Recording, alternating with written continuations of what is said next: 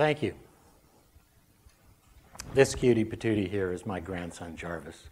Isn't he adorable? Jarvie recently turned 1. He's at an age now where I can enjoy taking him outside, going to the park across the street. He absolutely loves going down the slide and swinging. But he also loves watching the big kids play, whether they're playing tag, kicking a ball around, shooting some hoops. I can sense that he really would like to join them, but I can also tell that he can sense he's not quite big enough yet. They're kind of large and fast, and it looks pretty rough and tumble. I know that I want Jarvis to be very physically active as he grows up, but I'm not so sure that I want him to play competitive sports. What, my friends say? How can a sports nut like Doug ask that question? You know, it's true, I am a sports nut. I played absolutely every sport I could as a kid, all of them badly. I had a lot of fun doing it. Aside from a few astronauts, scientists, and politicians, my heroes were mostly Toronto Maple Leafs and Ottawa Rough Riders. And before you question my sanity, I'll remind you, or for those of you that are too young to know, tell you that back when I was a kid, those were both perennial championship teams. At any rate, I played all the sports. And because of my athletic mediocrity, it was obvious that my career would not be in professional sport. I went into medicine. While I was at university, though, I played absolutely every intramural sport that was available. Soon I was raising a family, staying active by commuting to work by bicycle from the beach, and playing outside with my kids as much as I could, encouraging them in their sports, staying generally active. My career went into sport medicine, and I've had the opportunity and the privilege of caring for people at virtually every level, from weekend warriors through varsity athletes, Olympians, and professionals. The thing is, after 50-odd years in the system, both as a participant and working in it, I've acquired a rather jaded view of competitive sport, believe it or not. And I have a question. Can competitive sport be a healthy thing, or is that a holy grail? What? I hear my friends ask again. How can Doug say that? He's always telling us that physical activity is the cornerstone of healthy living. It's true. I am always telling them that because it's true. It is the cornerstone of healthy living. There's overwhelming evidence that tells us that your total caloric energy expenditure is directly related to your lifespan. And there's probably no better antidote for a number of partially genetic curses like metabolic syndrome and cardiovascular diseases and diabetes, obesity, than regular physical activity. There are some questions and debates about the optimal frequency and intensity of physical activity for those purposes and the extent to which muscle and bone exercise is important as compared to aerobic exercise. But overall, there's absolutely no doubt that physical activity is critical. So how can I question it? How is it that I have this conundrum? Well, in a few words, my answer is violence and injury, and the attitude that it's okay to win at all costs. Violence can be either physical or psychological, and both occur in sport. Physical violence can be something that's sudden, causing an injury that we call acute trauma, or it can be a gradual process where repetitive movement causes damage to tissues. We call that overuse injury. It's actually a continuum, but things get sorted into those two categories. Let's think first about acute trauma caused by sudden violence. And I want to classify it a couple of ways. Across the top of this graphic, I have the intent to violence, because some sports are intentionally violent and some sports are accidentally violent. So we can classify them that way. But up and down the side, I have the intent to injury, because some sports, not many, actually intend to cause injury, whereas most don't. And my problem starts above the line with the activities that intend to injure. Now, short of the fiction of the Hunger Games or the history of gladiatorial Rome, we've got boxing and striking martial arts. In these sports, people are not only intentionally hitting each other, they're actually trying to hurt each other. In fact, the magnitude of the victory in a boxing match is determined partially by the extent of the opponent's brain damage. If they're unconscious, that's a knockout, a grand victory. If they're only dazed and confused, that's a technical knockout, not quite as grand. And if they're still standing at the end of the match and there's no apparent neurological damage, the victory is awarded on punch count, and that's a lesser victory still. Well, what's up with that? At a time when our governments and our popular media are tying their knickers in a knot and rightly so, about the travesty of concussions in hockey and football and soccer, how can they be legalizing and promoting activities that intentionally cause injury? Stop the insanity. Okay, now, below the line we have things where the violence may be intentional, but at least the injury was not intended. And we can classify them along a sort of two-dimensional spectrum that involves the degree of intentional violence and the associated risk of injury. So at one end of this kind of loose spectrum, we have what are called collision sports and grappling martial arts. In these sports, people are intentionally striking each other, not necessarily with their fists, although ice hockey does allow fights in some settings. But they're running into each other with assorted body parts and throwing each other around, and they cause trauma. And injury is not infrequent. At the university level, like here at U of T, in a collision sport, over 10% of the participants in that sport get concussed each season, and around 15% of them sustain musculoskeletal injuries that keep them out for part of the year. That is a quarter of the team. And that is too much, in my opinion. And yet it gets accepted as part of sport, part of the norm. I'm actually not so comfortable with it. I've seen too much carnage over the years.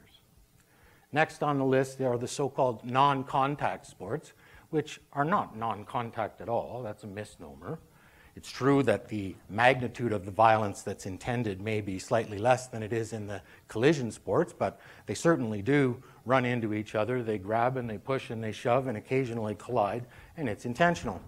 And we might give soccer played with heading an extra little nod here because they strike the ball intentionally with their head. You know, hitting your head is generally not a really good idea. Well, the next on the list are sports where there is absolutely no intent to sudden violence. They're not trying to be violent, but there's a probability of violence occurring. And that probability exists on a spectrum. I've got the higher probability ones at the top, generally speaking. That's a kind of rough thing. And so the risk of trauma varies with the probability of sudden violence occurring. So at the top end of that, with extreme sports, there's a high probability of sudden violence and a high probability of acute trauma. Down at the other end, you've got things like swimming, where there's a very low probability of sudden violence and trauma. Notice that these don't just happen in competitive sports, though. That can happen in a recreational setting, you know, somebody snow skiing down the mountain. And in fact, it might be less common in a competitive environment in the sense that the competitive athlete is generally more skilled at the activity and better coached in how to do it. On the other hand, they are pushing the envelope of performance, so perhaps it works out as being a wash in that regard. Then there's the gradual violence of repetitive movement causing so-called overuse injury. And what I mean by this is that it's actually repetitive bad movement that causes injury.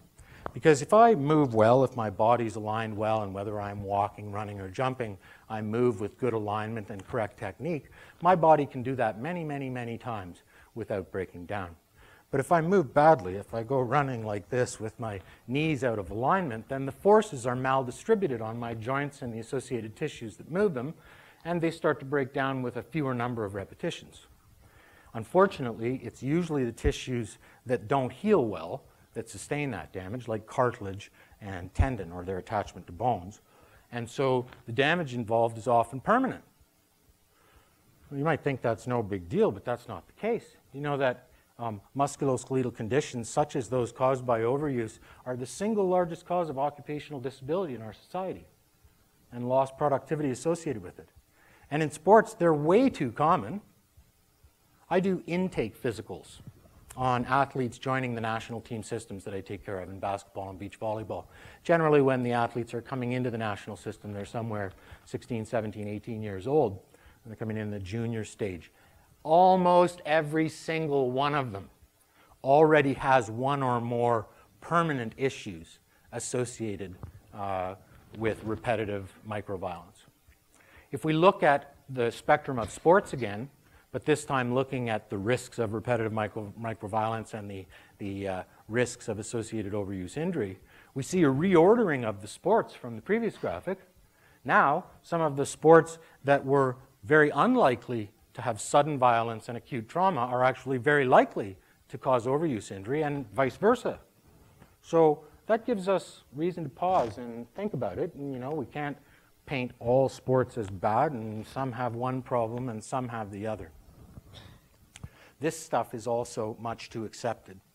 In sport, when people encounter this type of problem, they're told, hey, listen, no pain, no gain.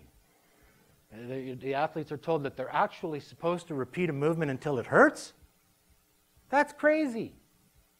It's okay to have a little muscle soreness while you're pushing your engine to go higher and faster. It is never okay to have pain in your joints or your tendons. That's an injury. That's a problem. That's not a sore muscle. And people can't easily tell the difference between muscle pain and joint pain. So the whole no pain, no gain thing is questionable in my opinion. Then there's psycho-behavioural or psychological violence. And it's unfortunately common in sport. We have some abusive coaches who may be screaming at or humiliating athletes, and a higher incidence of eating disorders and body dysphoria and related problems in competitive sport than in other environments. Athletes are often told, what you're doing is wrong and it's your fault. You're stupid, you're lazy, you're fat, you're not good enough, you eat too much food. Oh, come on, really? We can't pin this on any one sport or cluster of sports, though. Eating disorders are a little bit more common in women's so-called aesthetic sports, but abusive coaching exists across the system. So how is it that with these types of violence and these risks in the sport world, we can accept it? What makes us accepting of that? It's something that's been written about a great deal. And usually in the literature, it's referred to as the culture of risk, that we accept these risks. For me, one of the ultimate embodiments or expressions of this culture of risk is the attitude that it's okay to win at all costs, sort of an end justifies the means attitude. And this is exemplified by a famous saying that's incorrectly attributed to a coach, that winning in sport, winning is not the most important thing in sport, it's the only thing. Well, I disagree with that, and I hope you do too. Unfortunately, it is an attitude that seems pervasive in the system. Look at the evolution of Canadian high-performance sport funding. We have Own the Podium, that will only give the money to you if you have medal potential, if you can win. And look at the behavior of athletes with respect to doping. They're willing to take dangerous substances, subject themselves to potential bodily harm. They're willing to cheat and potentially get caught and kicked out, all in the name of increasing their probability that they might win. So where does this leave me in my battle with competitive sport and how I feel about it? Well, let's take stock. Physical activity is an absolute must. And vigorous physical activity is important. You know, it's hard to get vigorous physical activity in our occupational and daily living settings, so we have to recreate for that. And sport is an environment that allows us to be vigorously active, so that's a good thing. And competitive sport, although I've been up here slagging it, has some significant advantages I don't have time to go into thoroughly in 18 minutes. One of them is that a lot of us find it more fun to play a game than just to work out because it's healthy to work out. So if the fun of sport attracts more people to be vigorously active, that is a wonderful public health thing. That's a good thing. Secondly, competitive sport, executed properly, has tremendous person and character building advantages. You learn about controlling what you can control. We heard that from Coach Wooden's TED Talk today. Discipline, hard work, fairness, respect for other people, respect for yourself. Those are all good things that can come from competitive sport. And, as I've pointed out, non-competitive paradigms of activity also have risks of injury. And in a couple of the categories of violence and injury that I talked about, those risks are probably as high in the non-competitive sector as they are in the competitive sector. So, should we save sport? Yes, we should, but with caveats. I have 5 caveats. The first one is that we need to get rid of intentional injury activities. As I said earlier, stop the insanity. We should not be trying to injure each other in the name of either health or fun. Secondly, we need to change how sports that involve intentional violence but unintentional injury are played. Now, this is a tough bill. This means changing the rules around body checking in hockey, heading in soccer, tackling in football and rugby. And those notions are heresy to the devotees of those sports. But we need to tackle this issue head on, and the pun is fully intended. We need to prevent overuse injury by teaching our children to move properly. Physical education should concentrate on fundamental movement and teaching kids how to move well before it teaches them to move repeatedly and hurt themselves doing so. We need to have zero tolerance of psycho-behavioural violence in sport, not to mention everywhere else in life and society. Coaches, parents, participants need to be aware of the issue, on the lookout for it, and if they see it, call it out and don't tolerate it. And lastly, in my opinion, we need to change our attitude and the culture of sport away from the notion that it's okay to win at any cost, that the end justifies the means. That's not acceptable. So, should Jarvis play competitive sports? Well, for me, I certainly know that I want him to be very physically active. And I'll be there to ride bikes with him and teach him how to swim or skate or whatever he wants to do. And if he shows any inclination to get involved in competitive sport, I'll be there to help him out and cheer him on.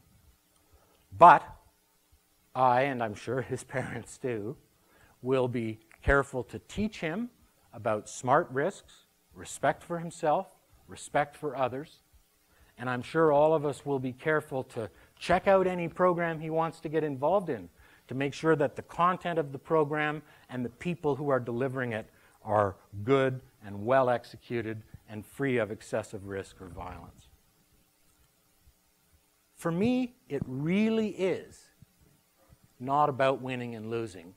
It's about how we play the game. And I think if we can get that right, we'll all win. Thank you.